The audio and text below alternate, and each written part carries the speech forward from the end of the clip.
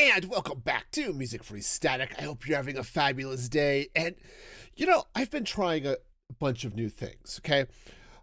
On my channel, Music Free Gaming, where I do gaming stuff, surprisingly enough, mostly Minecraft, but stuff, I've been trying out some new things.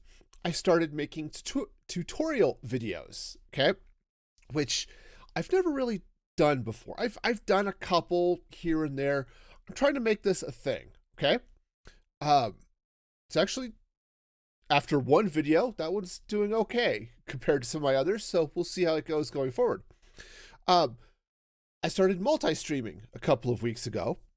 Now, I've done multi-streaming before, years and years ago, but I'm getting back into it. I'm trying to do this again, for various reasons. And I may get into that a little bit later, but for now, just accept that, hey, this is something I'm new. I'm also starting to test a couple of new things on stream. Not all of that has gone public or anything like that. It's just, it exists, and I'm just testing stuff in the background, okay? Now, I tell you all of this because new things can be fun, okay? I like playing with new stuff, okay? But I like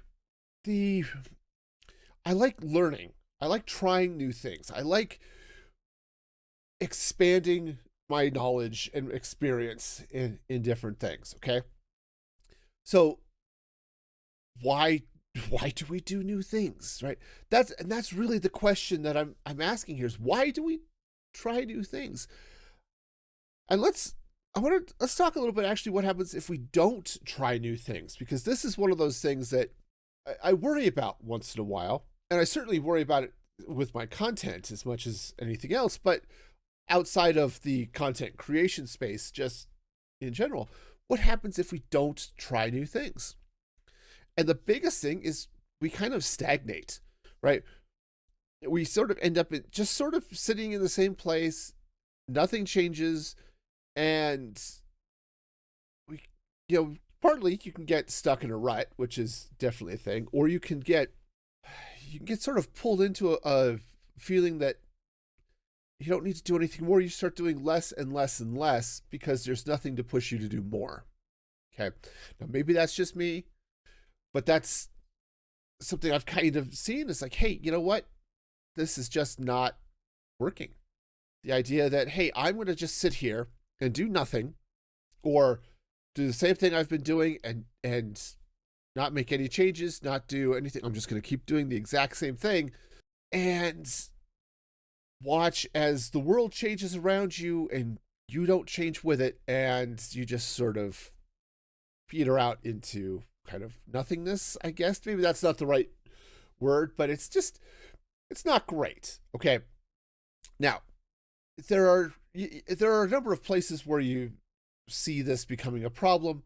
To bring it back to content creation, that's definitely an issue, right? If somebody's always doing the same thing all the time with their content, eventually the audience shrinks. Okay, in some ways, because sure, you've got people who are interested, and some people will lose interest in what you're doing. But if you're not reaching out to new audiences, you'll lose them too. I mean, you'll lose them because they'll never show up and your audience shrinks. Okay. In a career, for example, you might end up missing out on opportunities. You may this is where you get sort of stuck in the same job for 30 years. Okay. Now, as someone who's been doing the same job for 17 years, I kind of get that, but no, but I've also got to try out and use new technologies, which have been very awesome. It gave me an opportunity to write a book because I've been reaching out and expanding it and learning new things and trying new things and trying to figure out what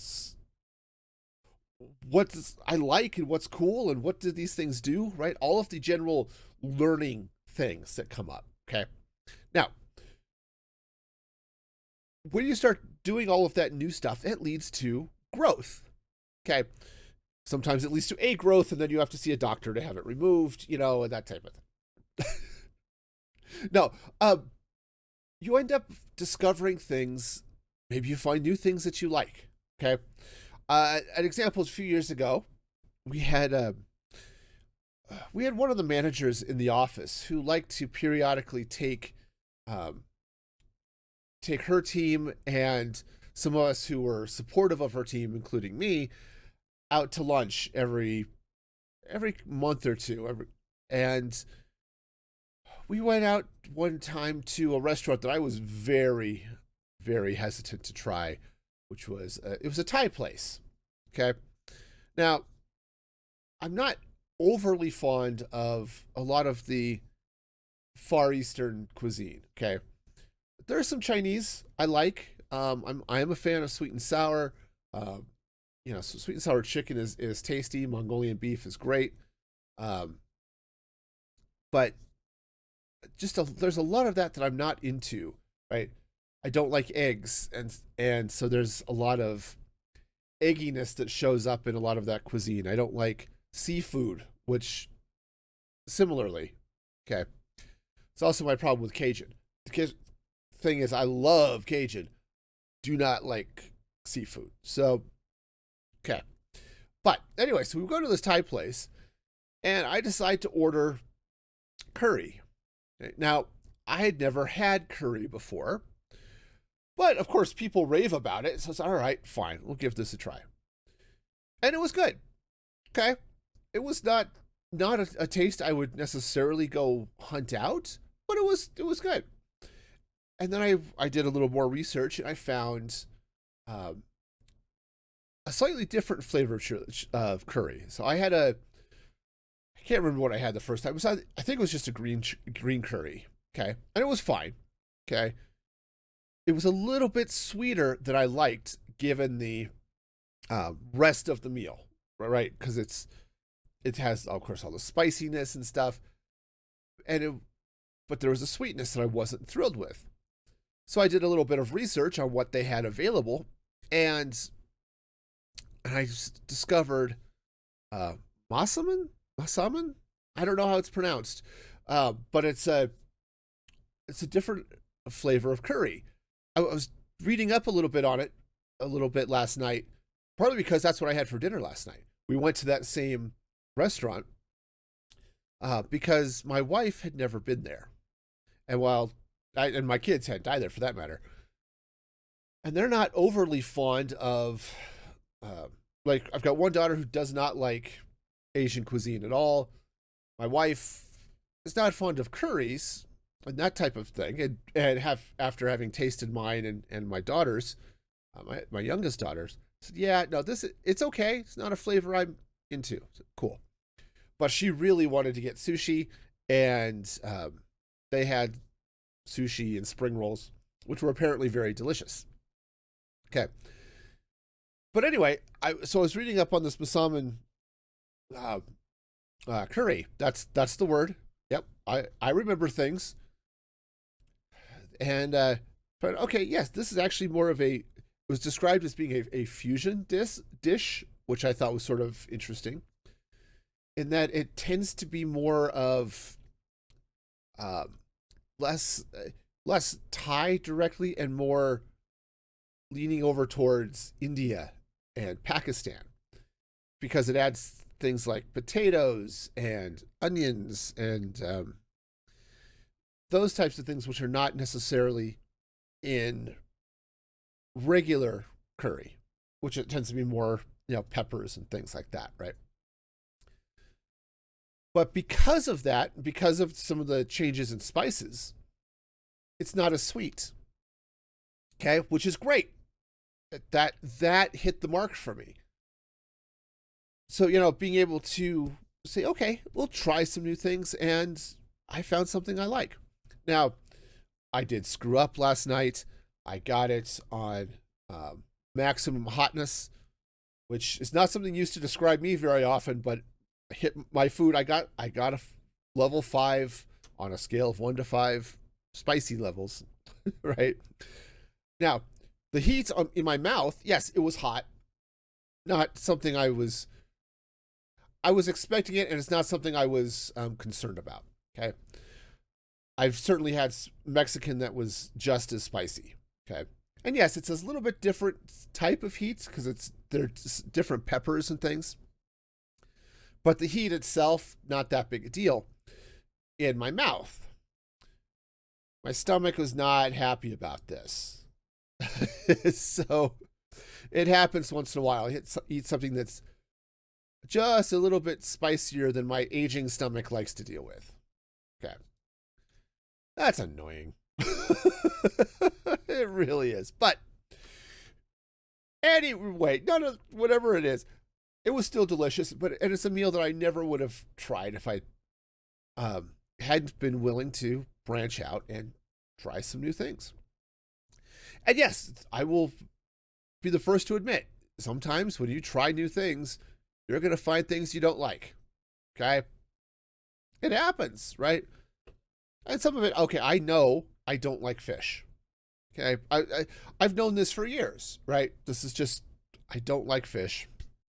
So I was at a family reunion many years ago, and one of my, trying to remember, it's like a step uncle-in-law-ish, something like that. Okay. It was my mom's stepmother's son from a different marriage, I think is how that worked. I don't remember exactly all of the family ties here, okay? But he was a professional chef. And so he made a couple of the meals that we did. Okay. One was just cook it out on the grill, and he had marinated a bunch of this, chicken and steak and stuff, and it was amazing. But one day he made etouffee. Now, etouffee is this amazing Cajun dish. But he made it with crawfish. Okay. Also typical of etouffee.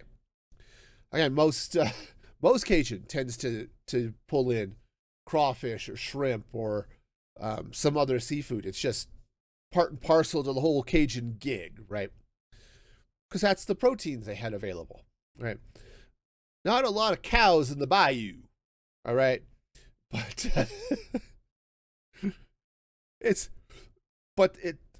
the food was amazing except for the crawfish. And I tried it.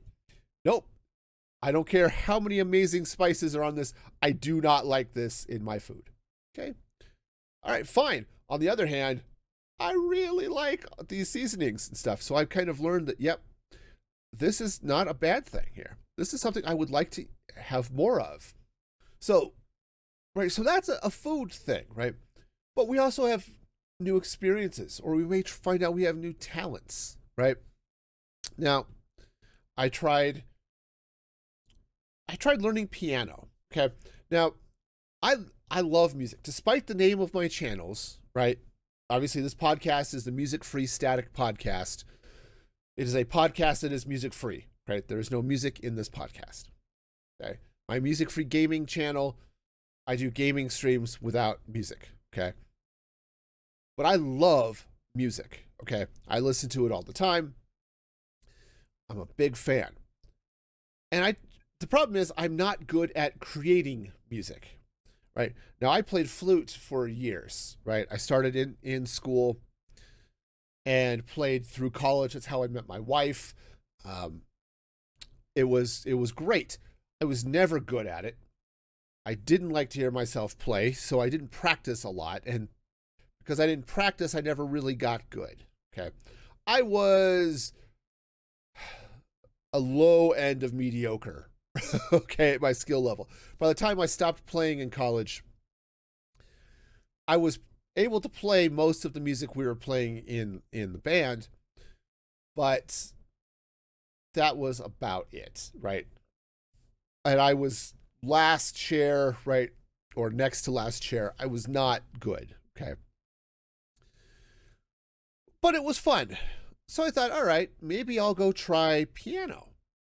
Because at least with piano, I know that when I hit a note, if it's out of key, it's not me that's out of key, which is a problem with any wind instrument.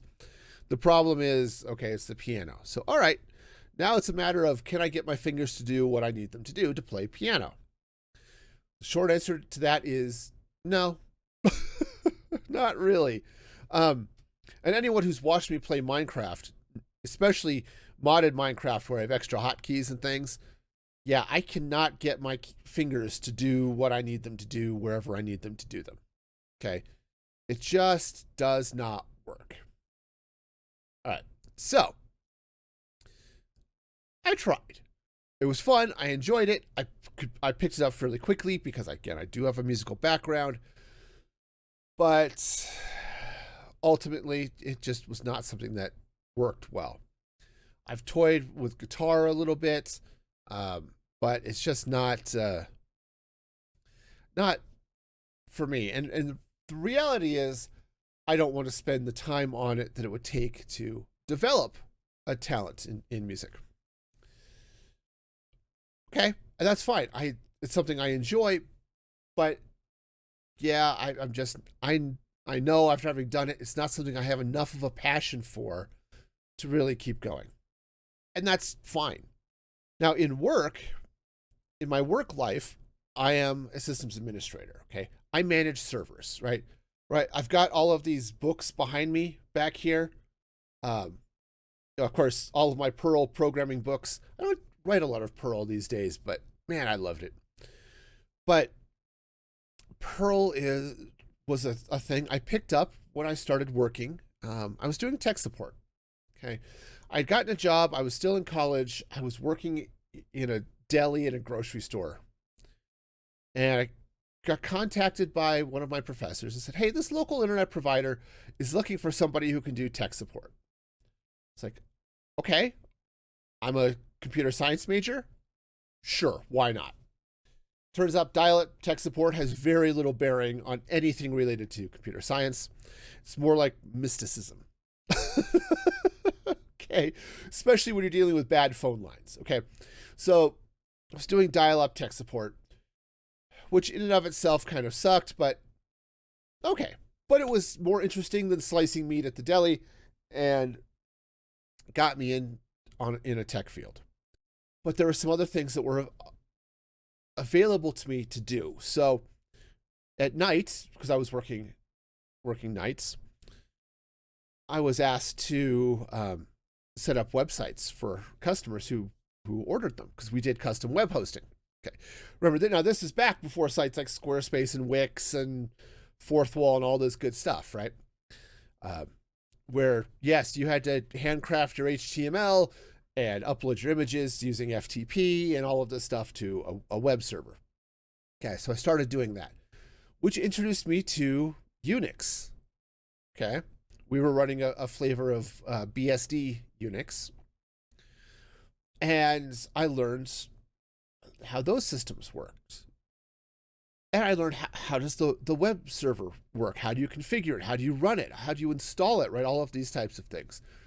I learned Perl, which goes back to all of these up here, because we had customers that wanted scripts to do things, right? Because this was the beginning of dynamic websites where you had CGI scripts that would do things, okay? And I started teaching myself Perl so that I could do those. Well, fast forward a little bit, and by the time I graduated from college, I became the systems administrator for my ISP. Because I had been doing that for the last couple of years in parallel to doing tech support. And that worked out great. And that eventually led to where I'm at now,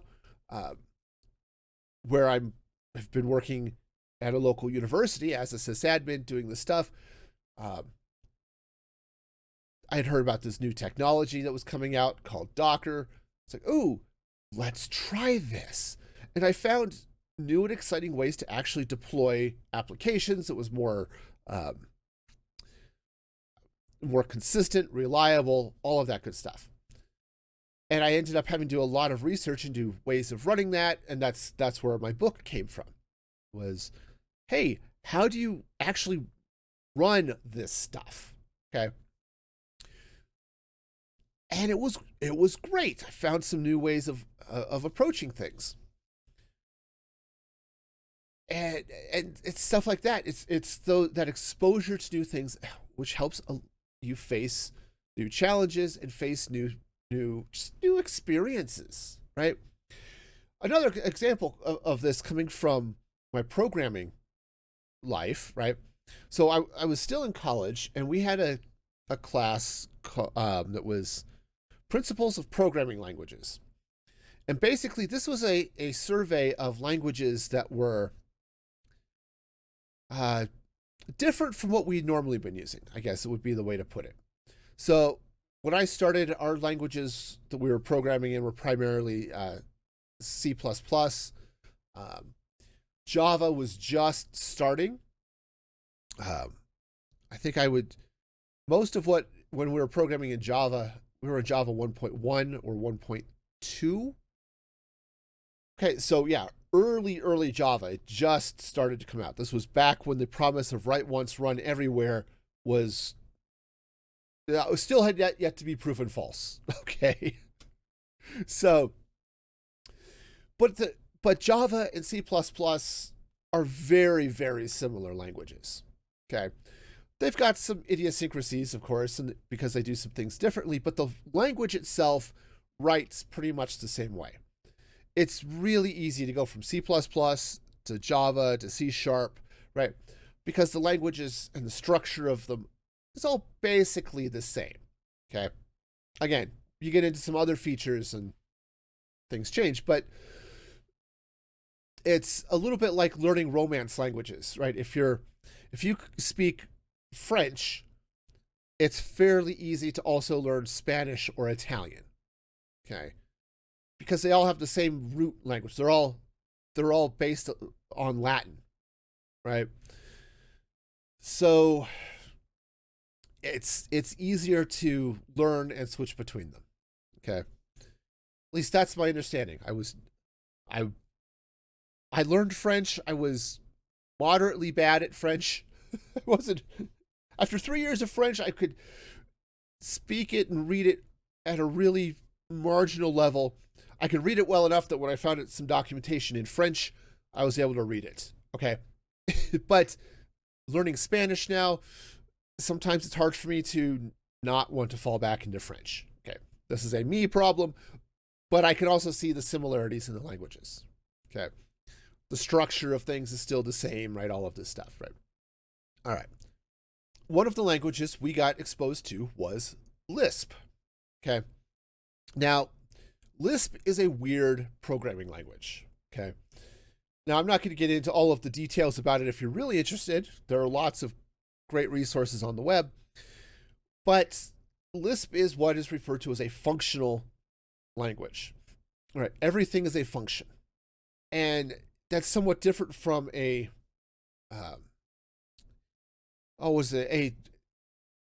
forgot what the term now is that they use to describe non-functional languages. But suffice it to say, it's an entirely different way of thinking about programming. Okay, so we go through the Lisp section, and I got thinking about this, and I was looking into something I was writing in Perl. Well, Perl has structures within the language and some of the functions it has built in that use that same sort of functional approach. And I realized that by taking what I learned from Lisp and applying it to Perl, I could write better code, right? So because I had tried something new in Lisp, now in this case, I tried it because I was required to by my class, but being exposed to something new gave me a different approach to other things that I'm doing in other areas of life and programming and things like that, right? I could take those things that I've learned and apply them elsewhere, right? I also could take a lot of that and apply it to stuff I'm doing now. So obviously I stream. So I have a bot. I use Mix It Up app as my bot that runs my streams. Well, the app is designed in such a way that you do not need to be a programmer in any way, shape, or form to use it. Okay. But there are aspects of it that my programming background makes easier. Okay, so and I can take some of this and I can apply it. All right, I can break some things up in chunks and I can reuse them everywhere, so I don't have to rewrite them all the time because I think in programming terms, right? I can build a programming terms would be a function that shows a pop-up on the screen. And I'm going to be using that for new follow alerts, new sub alerts, donation alerts, all of those types of things will pop up on screen using the same overlay, the same thing, same dealy bob to alert that stuff. It's like, okay, great, awesome, wonderful. And because I know that, oh, I could just use this chunk and I can just reuse it. I don't have to copy and paste it. I can just say, oh yeah, call this action command over here and do the thing. And that's great. And when we start dealing with things in real life, whether it's I've learned woodworking and now I've got something in the house, I can take those woodworking skills and apply it to that, right? I have not actually learned woodworking. That was just an example. I am dangerous with power tools, okay? Amongst the many relationships I have that have drifted apart, power tools and I have agreed to see less of each other, and that's a good thing. Okay. But being able to take some of this experience and say, you know what? This is not too bad. I actually could do this, or I know what's involved, right? So, like, we spent the last few months renovating my dad's house, right? And this sucked for a number of reasons. But we were having to redo just about everything in the house on our own. And neither my wife nor I are in any way, shape, or form trained in home maintenance and home repair. Okay. This is not something we can do. I have changed out my garbage disposal, right? I've done a few of those things. I've done them often enough to know that I never want to do these things, right? And yes, I can do some basic plumbing. I don't want to. I know enough to know that, you know what, if I have to, if things are going to get bad, I could replace the faucet on my sink. I don't want to. But if I don't want to pay a plumber, at least I know how. Now, I might end up having to pay the plumber anyway because I know what my skills are. But at least I have a functional understanding of how some of this works, right? My wife put in the flooring in the house upstairs up in Denver. My wife and her brother. And she went through it enough to say, yeah, that actually wasn't that bad. I kind of enjoyed it. I don't want to do it again. Right? But at least we have an understanding of, oh, how do we put in the vinyl interlocking flooring? How do we do tile, right? Because she retiled the bathrooms and the kitchens in that house. Okay. Again, we know how. And now we know enough to know that we don't want to do it ourselves. Okay. This is fine and dandy. But having gone through that, we now have new skills that we can use, or at least new insights into problems that we have. Okay. And that is one of the things I think that makes learning new things so great, is that it gives you those new approaches for when the unexpected happens. You have all of this experience you can draw on. And sure, maybe you don't know exactly how this thing works, okay? Whatever is happening to you, right? But you can take what you've learned in other fields and pull in similarities. That word sounds really bad to me. English was not one of those things apparently I've done well. But you can look for those things that are similar, that match, that where you can liken things unto your current situation, right? And that's awesome. Okay. And it's one of the things I've known for years. I am not the most naturally, I don't know, personable person. Okay. I like to think I have a certain level of charisma, but it's really hard for me sometimes to want to be able to reach out to others. Okay. I'm just not good at it. Okay. It doesn't come naturally for me. Knowing that, I've spent the last several months working on people skills. Okay. Going going through courses, reading stuff, trying to find, okay, how do I actually people, right? And actually, and more specifically, how do I do it in a professional setting? Because one of the things I want to do is move into management. Okay. Now I've spent the last 6 months or 7 months as the interim manager for the teams I'm on at work. As when this comes out, I'll have gone through one interview and we'll have another interview later. Unless you're listening to this on Monday, in which case they're still both in the future for those supporters over at musicfreegaming.com.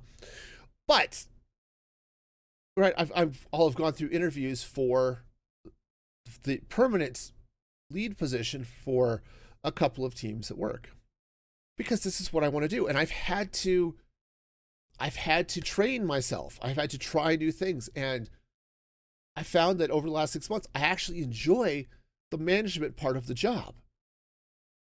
I just have to actually get the job. But I never would have known if I didn't try it. Right. And, when I went to college, I wanted to be a teacher. And I came to college. I was taking classes. I was going to be a high school math teacher. So I took, obviously, math courses. And then I started tutoring in intro to computers because the school I went to had a focus on education for a while. Not what school doesn't focus on education. Well, many of them, it turns out. But no, my school at the time had a reputation for being one of the better schools for training teachers in Colorado, which is why I went there. But a lot of the teachers that were coming in were, I'm sure, excellent teachers, but they were now having to learn to use computers because it's the late 90s and surprisingly enough, computers are becoming more and more part of the classroom. Not necessarily because students are using them in class, but because the teachers are going to need to use them and all of that stuff. And a lot of these teachers had zero desire to learn this stuff. Okay. But that's fine. I was tutoring them, helping them understand and get through some of this stuff. And that was great. Well, that experience taught me that I don't want to teach people who don't want to learn, but I love to teach.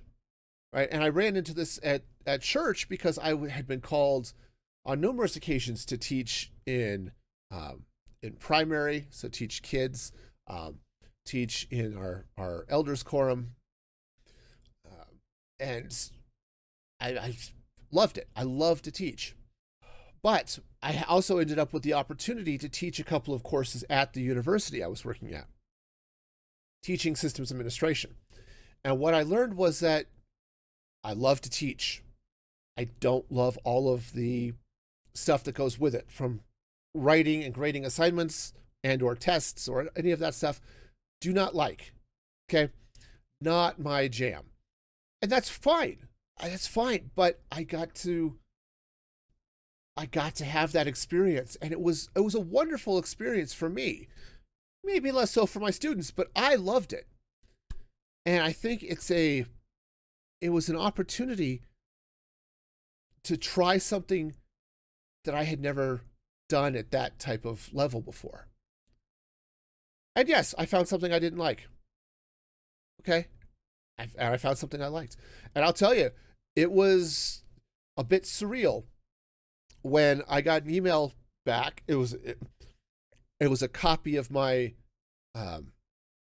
observation, right? So when I first started teaching, they had another professor from the department sit in on one of my classes to note my teaching style, sort of evaluate how I was doing as a teacher.